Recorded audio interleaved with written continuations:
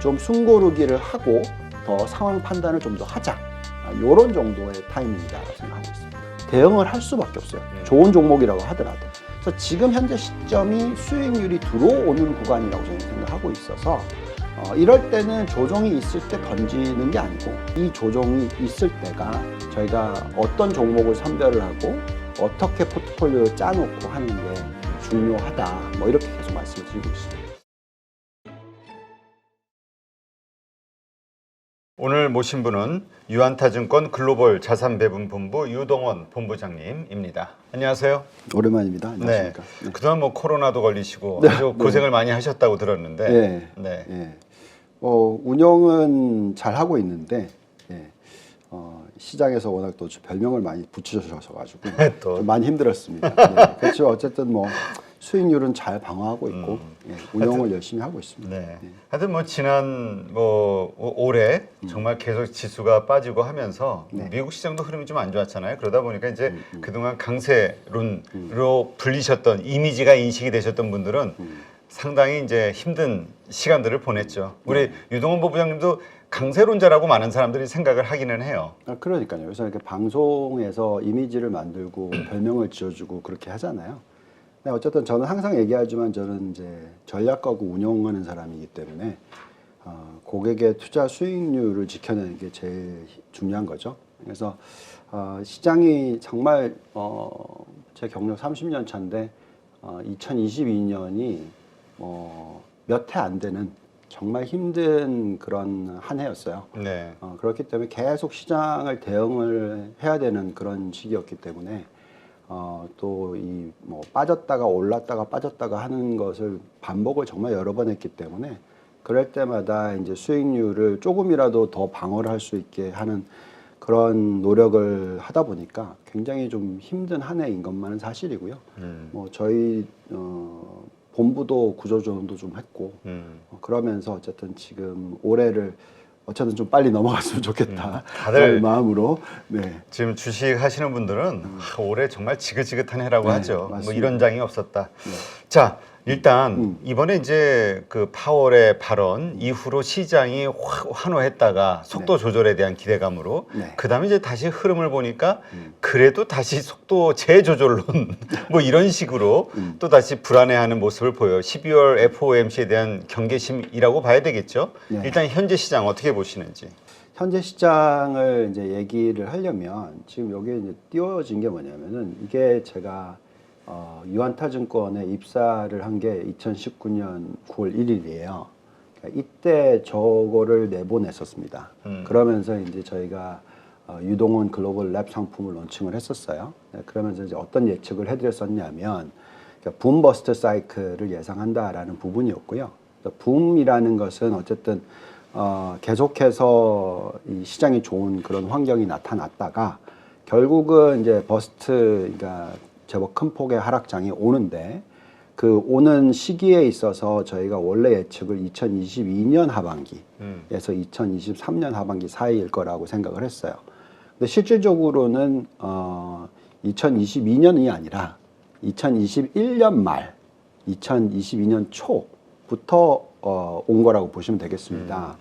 근데 거기 보시면 이제 여기에 사이클에서 있잖아요. 그러니까 임금 상승률이 확대가 되고 그 다음에 인구 경제 참여율이 상승을 하고 미중 무역 전쟁 장기화 인플레이션이 확대가 되고 그 다음에 이제 비용 증가가 일어나고 원자재 가격이 급등을 하고 정부가 또 방산비 확대 일어나고 재정 적자 문제 가속화되고 인플레이션 따라서 금리 인상이 굉장히 빠르게 일어나고 결국 증시가 많이 하락을 하고 장단기 금리차가 재역전이 되고 마이너스로 확대되고 그리고 기업의 ROE가 하락을 하고 금, 은 가격이 급등을 하고 결국 경기 침체에 돌입을 하고 달러 가치 급등. 지금 올해 쭉 일어났던 내용들이 지금 쭉 나오고 있어요. 그래서 이제 저희는 이제 이거는 이제 일단락 되는 부분이라는 거죠. 또 다시 이제 사이클이 시작되는 거를 판단을 해야 되는데 그 사이클의 그 뭐라 그래야 정점이라고 할까요? 아니면 저점이라고 얘기를 해야 될까요? 이 부분이 이제 달러 가치 급등이 끝나야 되는 거고. 그죠? 근데 최근 보시면 이제 달러 가치의 급등이 끝난 것처럼 보이죠. 그러니까 이게 논란이 많아요. 그러니까 뭐냐면 이제 다시 1,200원 우리 평범한 환율대로 가는 시작이 됐다라고 보시는 분도 있고 그렇죠. 이건 일시적이고 내년도에 다시 튈 거다. 네, 그게 왜 헷갈리냐면 경기 침체가 오면서 일어나야 되는데 아직 경기 침체가 안 왔어요. 네, 그러다 보니까 헷갈리는 부분이죠. 그래서 이게 딱 시계열에 맞춰서 하나씩 일어나야 되는 원래 기존인데 그게 아니라 어떤 게 먼저 일어나고 생각보다 이런 패턴이 자꾸 일어나니까 그래서 결국 지금 현재의 시각은 이거죠. 이미 미 연준은 계속 얘기하는 게 금리를 5% 이상까지 올릴 거다. 계속 그 얘기를 하는 거고. 그럼 이제 그게 단기 금리예요. 근데 장기 금리는 이미 그거를 예상을 했었기 때문에 4.4%까지 올라갔었단 말이죠. 10년 장기 금리가. 근데 지금 벌써 3.5%대예요. 그러니까 이미 5%를 땡긴다고 했는데도 불구하고 장기 금리가 4% 이상으로 올라가지를 않아요. 그러니까 그건 무슨 얘기냐면은 그만큼 나중에 미 연준이 또 다시 인플레이션만 잡히는 모습이 나오면 금리를 3.5% 미만으로 떨어뜨릴 거다라는 예측을 하게 되는 거죠.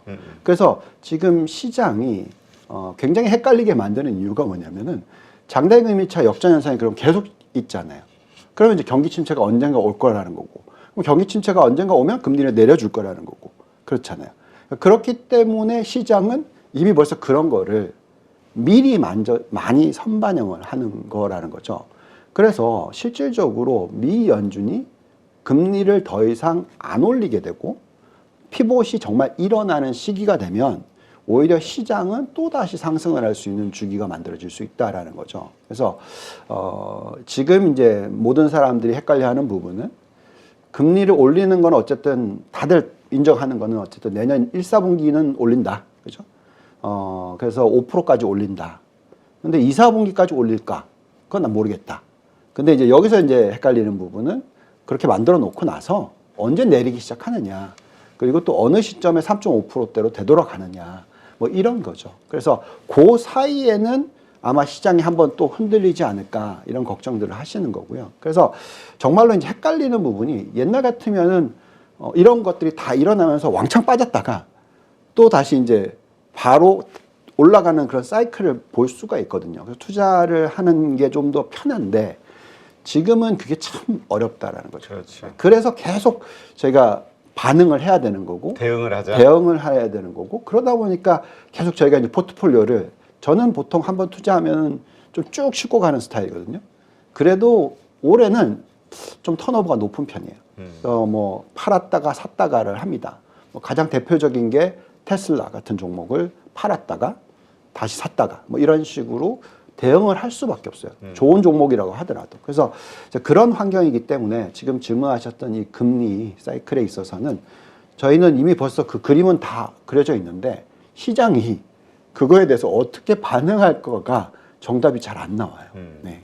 그러니까 지금 우리가 지난 시절은 뭐 이러저러한 이유로 이랬다라는 거 그리고 이미 고생했으니까 지겹지만 어쨌든 지나간 과거잖아요.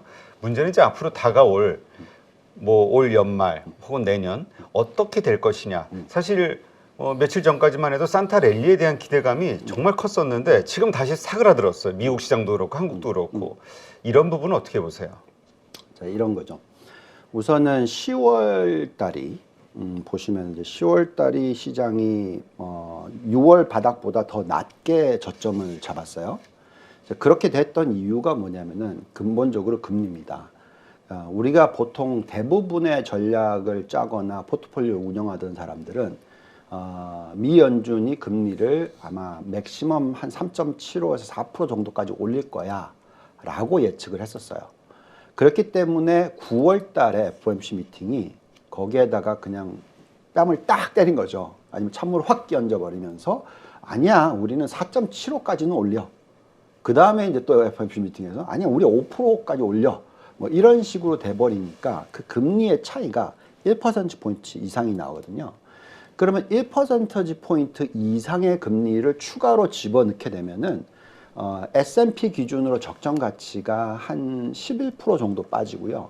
그 다음에 나스닥의 적정 가치가 12.5% 정도가 빠져요. 그러니까 그것이 두 번째의 저점이 W를 만드는데 저점이 더 낮아졌습니다. 자, 근데 이제는 모든 사람들이 다 알고 있잖아요. 5%까지는 올린다.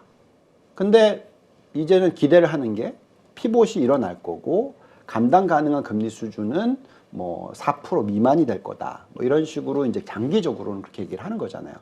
그러면 이제 그 미래를 보면서 결국은 단기적으로는 5% 갈지 모르겠지만 장기적으로는 다시 3.5%로 떨어질 거다. 그러니까 장기의 10년 금리가 아주 더 이상 안 올라가는 거예요. 자, 그러면은 우리는 적정 가치를 구할 때 5%를 집어넣고 구해야 되겠습니까? 3.5%를 넣고 집어넣고 계산해야 되겠어요.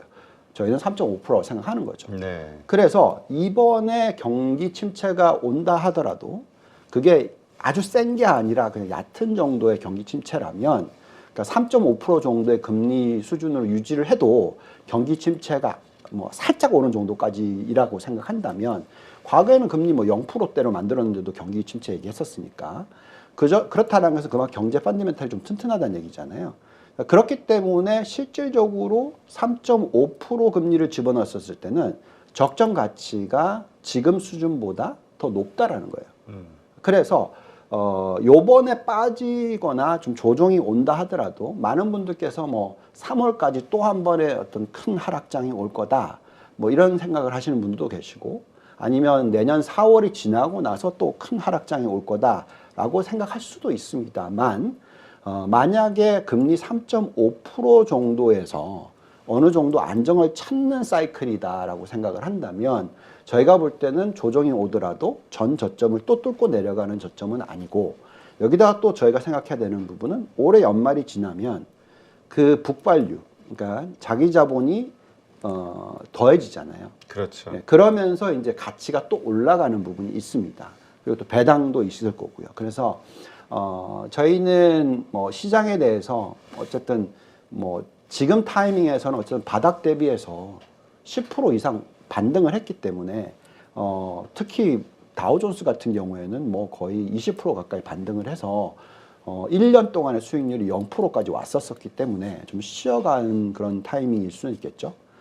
그렇지만은 그 조정이 또 다시 지난 9월달, 10월달처럼 이렇게 빠지면서 전 저점을 또 테스트하는 그런 저점이 오는 조정은 아닐 거고, 그렇기 때문에 이 조정이 있을 때가 저희가 어떤 종목을 선별을 하고 어떻게 포트폴리오를 짜놓고 하는 게 중요하다, 뭐 이렇게 계속 말씀을 드리고 있습니다. 근데 이제 파월이 얘기했을 때만 해도 뭐 속도 조절론, 그리고 이제 우리가 충분히 기대할 만한 여러 가지 환경이었는데, 물론 이제 시장이 빠지다 보니까 이유를 찾아서인지는 모르겠지만 지금 부각되고 있는 게 지금 중국의 코로나 방역 해제, 이게 우리는 되게 시장이 호재라고 생각했는데 또 반대로 이 얘기는 중국의 수요가 살아나는 것은 또 인플레이션을 자극할 수 있는 요소가 되기 때문에 역시 연준은 12월 FOMC에서 그거를 감안한 또 뭔가 뭐 금리 아니면 긴축에 대해서 강하게 드라이브를 걸 것이다. 이게 또 시장이 불안해하는 것 같아요. 두 가지 요소예요. 우선 이제 첫 번째는 이번에 이제 고용 시장의 숫자가 나왔잖아요. 그래서 신규 고용이 26만 3천 명이 나왔는데 그 숫자를 보면서 좀 말씀을 드릴게요. 네. 네, 이렇게 나왔어요. 예상치가 20만 명이었는데 26만 3천 명이 나왔습니다. 이 숫자만 가지고는 그래 이거 걱정해야 되나 이렇게 돼요. 왜냐면은 과거 보시면 평균치를 보시면은 거의 50만 명이거든요. 네. 근데 절반 정도 수준이니까 그래도 어쨌든 신규 고용이 그렇게 빠르게 늘고 있는 건 아니다 이런 거죠. 근데 이제 보시면은 또 노동 참여율도 여전히 굉장히 낮은 숫자로 떨어지고 있어요. 그래서 이게 고용 시장이 그렇게 튼튼한 건 아닌가 이거 미국 쪽을 얘기를 합니다. 근데 이제 한 가지 헷갈리게 만드는 부분이 뭐냐면 요 부분이에요. 임금 상승률. 그러니까 요번에 나오고 있는 이 임금 상승률이 여전히 5%가 넘습니다. 그러면은 임금이 5%가 넘게 늘어나고 있다라는 것은 소비가 쉽게 죽지를 않아요. 그렇죠. 미국이라는 나라 자체가 원래 아시겠지만은 옛날에는 저축으로서 소비가 일어난 게 아니라 계속해서 그냥 벌어들이는 돈을 가지고 소비를 하는 그런 구조이기 때문에 계속해서 임금 상승률이 저렇게 나오면은 소비가 계속 괜찮다라는 거거든요. 그러면 인플레이션이 쉽게 꺾이지 않는 게 아니냐 이제 이런 걱정을 하는 거죠. 그래서 이번에 사이클 자체가 옛날처럼 뭐 인플레이션 평균 1.6% 시대 이거는 보지를 못할 거라고 생각하는 거고요. 임금 상승률이 5%대일 경우에는 아무리 인플레이션이 낮아진다 하더라도 3% 미만으로 떨어지기는 어렵다라는 거죠. 실제 성장률 2%를 하더라도 그죠? 그래서 이 임금 상승률이 유지가 되고 있기 때문에 금리가 어느 정도까지 떨어질 거냐, 아니면 미 연준이 어느 정도까지의 어떤 이제 금리 환경을 만들 거냐 하는 부분에 있어서 좀 걱정이 되는 부분이 있어요. 제가 볼 때는 이제 그게 좀 더 큰 역할을 하고 있는 것 같고요. 중국 쪽은 저희는 좀 다르게 보고 있습니다. 그러니까 중국은 제조 기반이 튼튼하고요. 그렇죠. 과거에는 인플레이션을 자극을 하고 원자재 가격을 폭등을 시키고 하는 환경을 만들었었을 때가 언제냐면은 2009년 사이클 깨지고 나서 2008년, 2009년이면서 그리고 나서 이제 2010년, 2011년 이때 엄청난 산업재 버블 사이클을 만들어냈어요. 그때가 이제 부동산 부양을 엄청나게 했고요. 그 다음에 설비 투자를 엄청나게 늘렸고 공급 과잉 현상으로 가는 사이클을 만들었단 말이죠. 그때가. 그래서 그렇게 했었을 때 전방위 모든 산업에 엄청난 설비 투자가 들어갔어요. 그러니까 이제 우리나라와 경쟁하는 모든 산업들이었죠. 뭐 자동차, 조선, 뭐 철강, 화학, 기계, 뭐 전부 다 그렇게 엄청난 투자가 들어갔었기 때문에 중국이 굉장히 어려움을 겪었다라는 거죠. 근데 이번 사이클을 보시면은 부동산을 건드릴 수는 없어요. 이게 워낙 뭐 어떻게 보면 굉장히 큰 문제이기 때문에 부동산 자체의 가격이 다시 폭등하게 만드는 환경으로 갈 수는 없어요. 자, 그렇다면은 중국도 보시면은 선택과 집중을 했단 말이죠. 그래서 경쟁을 해서 이길 수 있는 산업에 대해서 지원을 더 적극적으로 하고 거기에 따른 어떤 부양 효과를 가져오려고 하는 거거든요. 그러다 보니까 중국 시장에서 움직임을 보시면은 요번에 전기차가 폭등을 했고 그다음에는 그전에는 신재생 에너지가 폭등을 했고 일시적으로 또 반도체 부분도 좀 움직였었고 그리고 또 돼지고기 산업이라든지 뭐 내수 시장 관련된 부분들이 움직였어요. 그래서 이번 사이클은 전처럼 엄청난 그 인플레이션을 자극하는 사이클에 소비 시장의 확대 이렇게 보여지진 않는다는 거죠. 그래서 저희는 어떻게 판단하고 있냐면 미국이 예상보다 더 튼튼하고 중국이 예상보다 지금 좀 이 풀어주는 게 좀 좋아지면 경기가 안정적인 모습이 나올 거 아니냐 이제 이러면서 지금 시장이 좀 어떤 그 숨고르기를 하는 겁니다. 근데 이건 똑같이 무슨 얘기냐면 내년도에 경기 침체가 안 온다라는 소리랑은 마찬가지예요. 그렇다면은 또 결국 실적을 가지고 시장을 움직이게 돼 있잖아요. 그래서 금리는 우리가 어떻게 될지 대충 알고 있고 그러면 이제 실적이 어떻게 되는지를 보고 오기 시작하면 시장은 이미 EPS라든지 실적이 최소한 5% 내지 뭐 이익이 안 늘어나거나 마이너스 5%, 마이너스 10% 이렇게 줄어들 거라고 예측을 하고 있는데 그게 아니고 오히려 이익이 늘어나는 모습이 된다. 그러면은 시장은 또 다시 올라갈 수가 있죠. 그래서 지금은 시간 벌기를 하는 겁니다. 그러니까 경기 침체가 얼마나 올지도 잘 모르고 그 다음에 금리를 또 얼마나까지 올려야 될지도 잘 모르고 미국의 소비가 어느 정도까지 괜찮을지도 잘 모르겠고 중국이 또 얼마나 부양책을 쓸지도 잘 모르겠고 그래서 이 모든 것들을 이미 시장이 반등을 제법 했으니까 좀 숨고르기를 하고 더 상황 판단을 좀 더 하자. 이런 정도의 타이밍이다라고 생각하고 있습니다. 네.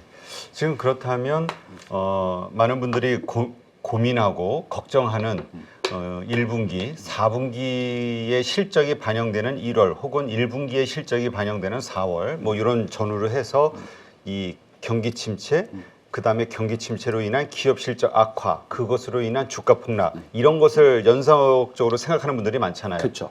그게 이미 벌써 3Q 실적이 나오면서 많은 분들이 그 애널리스트들이 그걸 집어넣었어요. 심지어 이제 4, 4분기 실적이 마이너스다라는 것까지 집어넣습니다.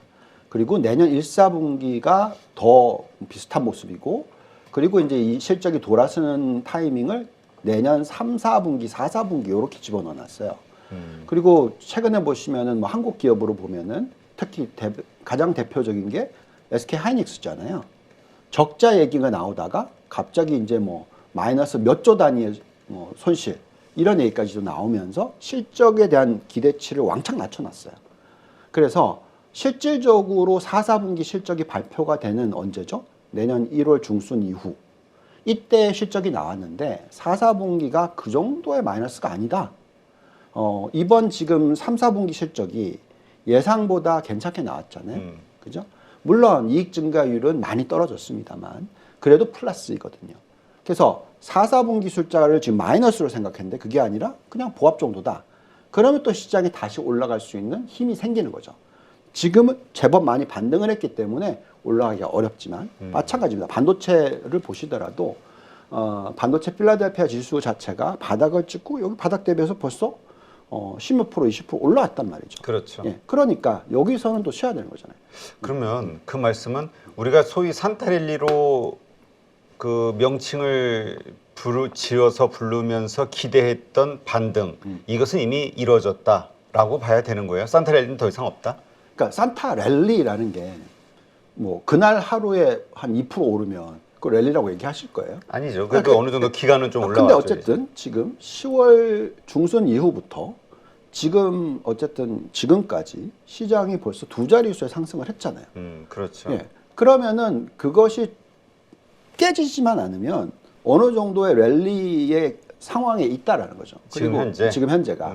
그리고 사이클적으로 놓고 봤었을 때 미국 증시가 보통은 뭐 이런 얘기들을 많이 하십니다만 계절적으로 11월 달에 사서 4월 달에 판다. 5월 달에 판다. 저희가 3년 동안에 직접적으로 운용을 해드렸었을 때도 작년은 안 그랬는데 그 전 2년을 보시면은 똑같아요. 그래서 보통 수익률이 10월 달부터 들어오기 시작해서 한 그 다음에 4월, 5월 달까지 수익률이 대부분 다 들어와요. 네. 그리고 나서 그 하반기가 별로 수익률이 잘 안 들어오거든요. 그래서 지금 현재 시점이 수익률이 들어오는 구간이라고 저희는 생각하고 있어서 이럴 때는 조정이 있을 때 던지는 게 아니고 뭐 산타랠리가 끝났으니까 이제 그냥 그렇지. 그러니까 우리가 산타랠리에 대한 기대감에는 두 가지 의미가 있는 것 같아요. 왔으면 좋겠다는 기대감이지만 그 타이밍을 잘못 놓치면 그 다음에 다시 폭락하는 이거에 대한 두려움이 있거든요. 그거는 벌이라는 거죠.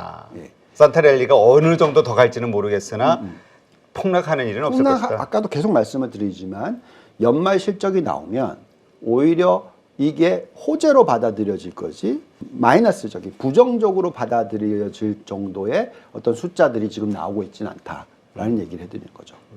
알겠습니다. 누구나 1시간 안에 200개 종목에서 좋은 종목을 고를 수 있는 그런 능력을 배양할 수 있도록 제가 도와드리려고 그렇게 하고 있습니다.